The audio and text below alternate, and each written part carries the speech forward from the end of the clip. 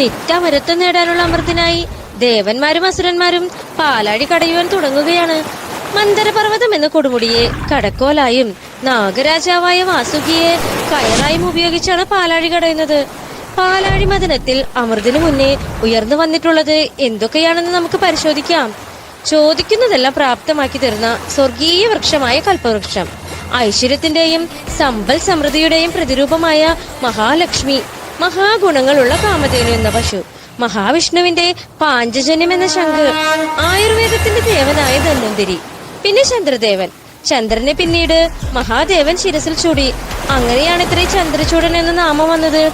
7 തലകളോട് കൂടിയ ഉച്ചൈസ്രവസ് എന്ന കുതിര. ഈ കുതിര പിന്നീട് അസുരന്മാരുടെ രാജാവായ ബാലിക്കാണ് ഇത്ര സ്വന്തമായത്.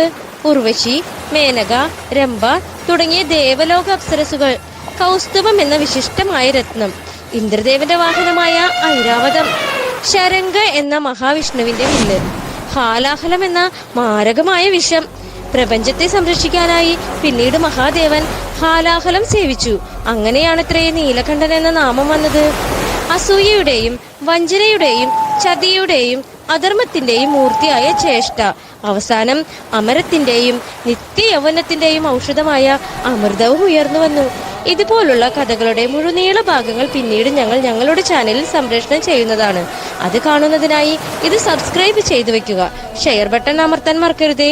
ലൈക്കും ചെയ്യുക.